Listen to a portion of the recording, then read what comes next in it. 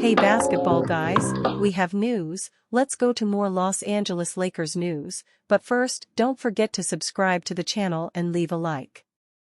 Today, Monday, the Phoenix Suns host the Los Angeles Lakers at the Footprint Center in Phoenix for a duel valid for the 2024-25 NBA season. This will be the second meeting between the divisional rivals, with the Arizona franchise looking for a revenge after a defeat at Crypto.com Arena. Winning one more game will be essential for a 5-game start to the trip. Fans hope that Davis, LeBron, Reeves, Hachimura are having a great night and that D'Angelo Russell can take off this season. And that Dalton Knecht can hit several three-point shots. The Lakers are going through a great moment and want to take advantage of the good phase of beating the Phoenix Suns. The duo LeBron James and Davis are in sync. The Lakers are still without their big man, Jared Vanderbilt. Redick should start with D'Angelo Russell, Austin Reeves, LeBron James, Rui Hachimura and Anthony Davis as starters. Redick returns for the Lakers' road test versus Suns, as key absences challenge their depth in pursuit of a 4-0 season start.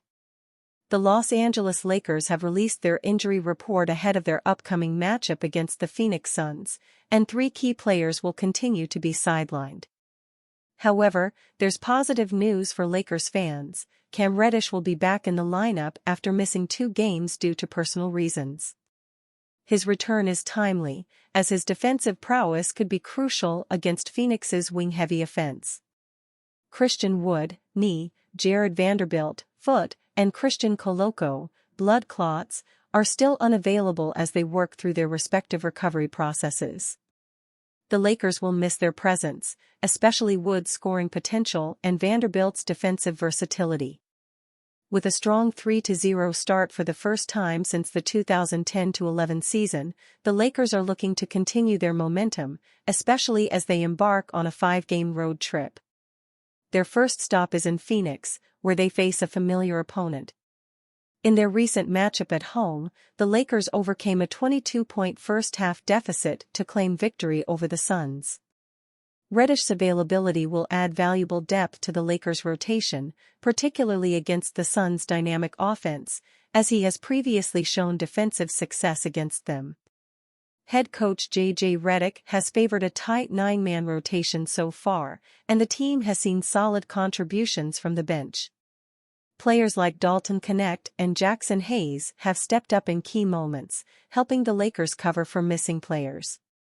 This next stretch of games, especially on the road, will be a good test of the Lakers' depth and adaptability. With Reddish back in the lineup, Redick has an additional defensive option to manage the Suns' potent scoring threats, including Devin Booker and Kevin Durant. In addition to the main roster updates, Jalen Hood-Schifino and Maxwell Lewis have been assigned to the G League South Bay Lakers to get additional playing time, along with Quincy Olivari and Armel Traore. This move will allow the young players to develop their skills and gain experience in competitive games, ultimately strengthening the Lakers' depth for future challenges. The Lakers' recent success can be attributed to contributions from their core players, as well as the leadership of LeBron James, who has demonstrated his enduring impact on both ends of the floor.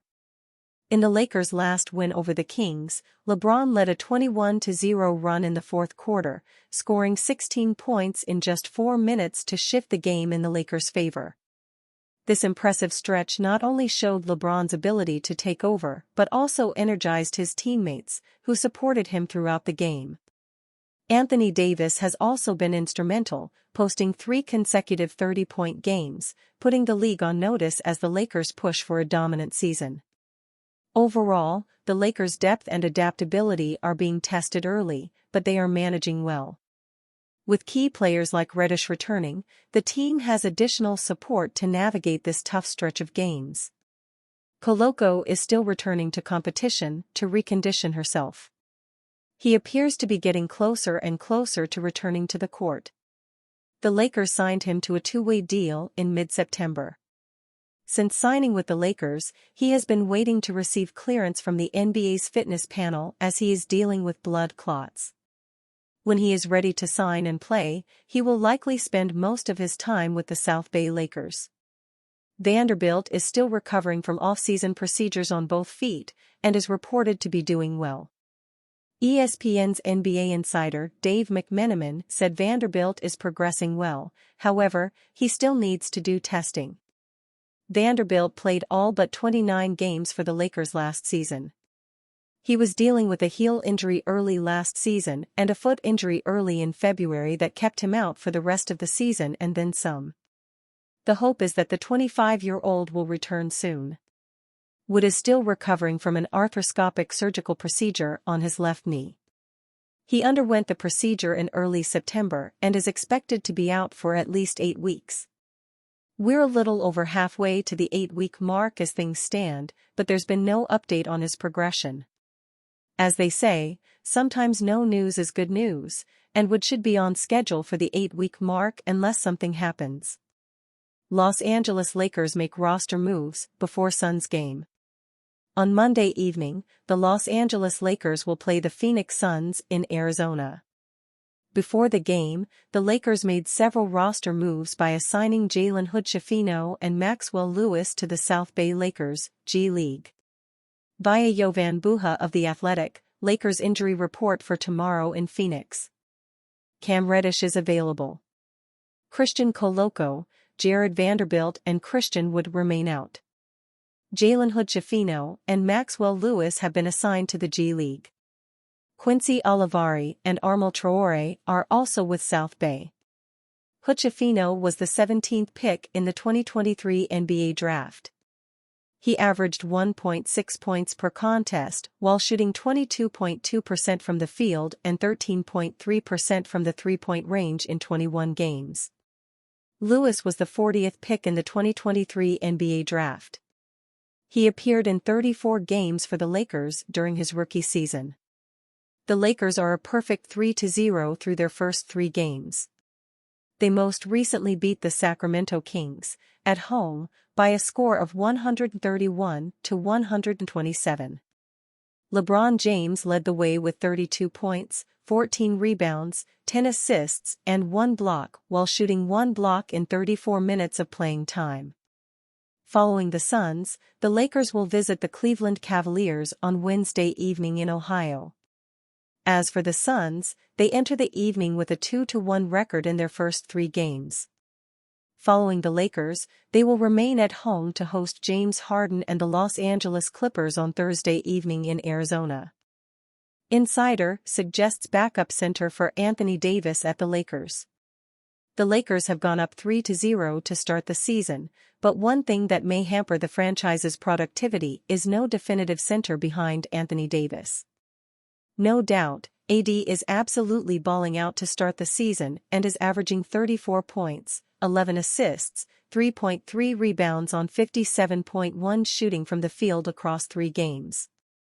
But, if he goes down with injury, wants to pull back on his minutes a little, or wants another big to play alongside on the court, who will that be? Christian Wood is out injured until at least next week, and two-way player Christian Coloco also has no clear timeline to return. One solution to LA's question mark over the center position is to trade for Jazz center Walker Kessler, Lakers insider Jovan Buha says. I think Walker Kessler is a name that the Lakers have been interested in that I think would make a lot of sense and would allow you to either start a two-big look. Or, probably more realistically, bring him off the bench and then play 2 big shifts, Buha said on Buha's block recently. And then in certain matchups, close with 2 bigs, him and AD, obviously. This trade proposal by Heavy Sports would see Kessler join the Lakers, but at a cost to their future draft picks. Lakers get Walker Kessler.